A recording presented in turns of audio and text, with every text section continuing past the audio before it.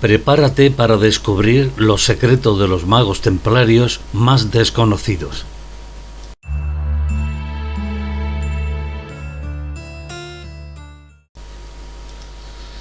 Cuando, a comienzos del siglo XII, San Bernardo de Claraval recibió el sagrado mensaje de la Virgen María de crear una nueva milicia capaz de equilibrar las fuerzas en la lucha en Tierra Santa por recuperar los santos lugares y proteger al mismo tiempo a los colectivos cristianos que, en peregrinaje, iban a Jerusalén, comprendió de inmediato que no se trataría de otra orden religioso-monástica más, sino de un colectivo de élite capaz de afrontar cualquier obstáculo en su labor por la defensa de la cristiandad y del orden socioeconómico y político del mundo.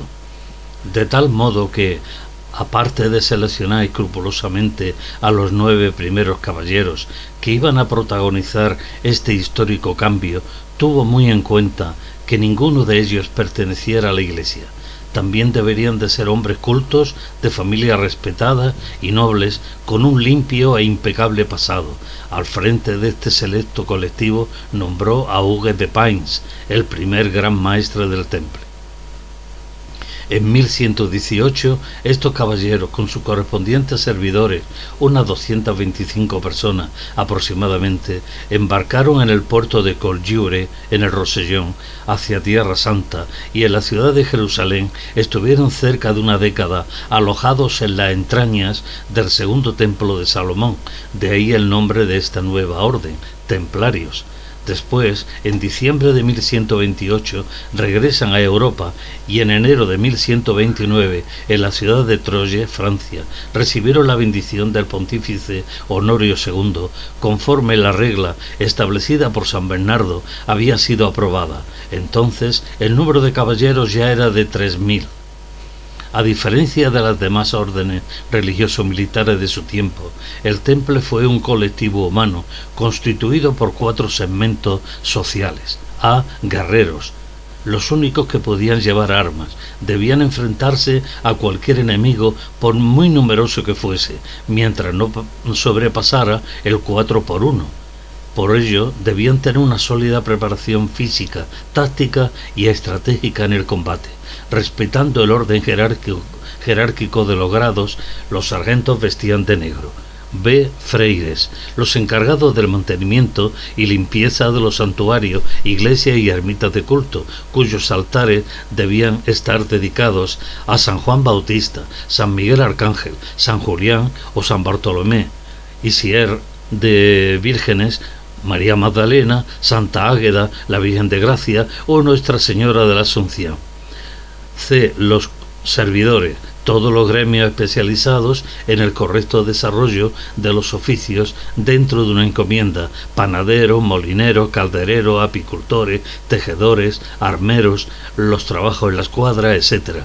Y de los magos, los poseedores del conocimiento superior, que eran los responsables de establecer unas normas a seguir en caso de que esté en juego la seguridad de todo el colectivo. Eran médicos, alquimistas, geógrafos, ingenieros, astrónomos, juristas, etc.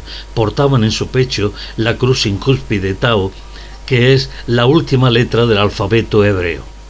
De este último colectivo humano templario, que representaba un 4,5% del total de la orden, muy poco se sabe, porque, incluso en su época, pocas eran las personas que conocían su forma de comportamiento, al regirse por estamentos herméticos, ya que formaron lo que se ha dado en llamar el círculo interior, y lo poco que salió al exterior, tras la desaparición de la orden, con la muerte en la hoguera del último gran maestre, Jacques Bernat de Molay, sería destruido por la Inquisición y sus sicarios. Los magos llevaron a cabo una labor sociocultural y científica similar a la que 1500 años antes habían desarrollado los druidas celtas. De hecho, existen paralelismos entre ambos colectivos. No fue una casualidad que los últimos druidas de la Galia estuviesen mantuviesen, mejor dicho, su forma de comportamiento mucho más tarde de la dramática derrota de Alesia frente a las legiones de Julio César, encontrando refugio en los profundos barrancos de la volcánica Auvernia y en los estrechos valles de la cara norte del Pirineo. Estos selectos colectivos celtas estamos seguros que asesoraron muy bien a quienes iban a protagonizar las grandes transformaciones del mundo medieval. No es una casualidad que fue a lo largo del siglo XIII cuando se llevaron a cabo las monumentales obras de las catedrales góticas en el continente europeo, en cuyas realizaciones participaron de forma directa e indirecta los arquitectos y maestros de obra del temple. También sucedió con las universidades, bibliotecas y centros de estudio e investigación. Los magos fomentaron el estudio de obras clásicas y sus traducciones del griego y el árabe al latín. Todas las iglesias y lugares sagrados relacionados con el temple fueron levantados sobre enclaves que previamente habían sido establecidos por los magos, conocedores como nadie de los secretos de la energía telúrica, porque lo sagrado no es el templo, sino la tierra sobre la que se alza, utilizando siempre como medida la divina proporción, 1,618. También los magos determinaron la especie botánica emblemática del temple, el fresno. En torno a este árbol levantaron numerosos santuarios, como el de San Miguel in Excelsis, San Miguel de los Fresnos, etc., por su doble particularidad, una protección contra animales dañinos para el hombre y un seguro contra tormentas y granizos en toda la zona que abarque su sombra. Pero hay otras realizaciones no menos importantes en las que igualmente deberíamos de analizar, las cuales también transformaron de forma notable la calidad de vida de la sociedad. Nos referimos a las obras como la fuente de Cella en Teruel, que garantizaba el riego de las tierras de labor de 5 municipios aragoneses.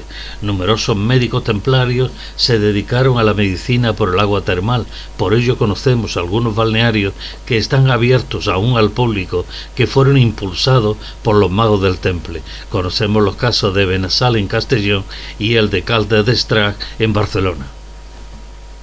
A ellos les debe el temple la creación del caballo más valioso del mundo medieval, resultado del cruce entre la raza equina percherona y la árabe. También los médicos templarios de la isla de Chipre lograron curar a Ramón Llull del envenenamiento que éste sufrió en la travesía a Tierra Santa. Los magos del temple fueron los impulsores de los certificados de viaje a Compostela, un tipo de la tarjeta de crédito actual, por el Camino de Santiago francés, que garantizaban alojamiento, comida y cambio de caballos en los albergues y hospederías. Los magos templarios fueron igualmente los impulsores de la primera letra de cambio que ha conocido el mundo y los mantenedores de una red de hospitales no solo para peregrinos, sino también para personas sin recursos. El origen de la farmacia como entidad social es otra creación de ellos. Los magos templarios establecieron que la mujer estuviese al mismo nivel que el hombre. También prohibieron la práctica de la caza, como ejemplo de un respeto a la naturaleza y al mundo animal. Tampoco los templarios participaron en ningún torneo, porque su práctica estaba prohibida. A los magos del temple también les debemos que los nobles se convirtieran en caballeros y los siervos en servidores. Para transmitir algunos mensajes encriptados se valieron de unas claves que marcaban en torno a la cruz de las 8 beatitudes, como hemos visto grabada en la fachada de una vivienda templaria de la localidad de Fuentespalda, en Teruel.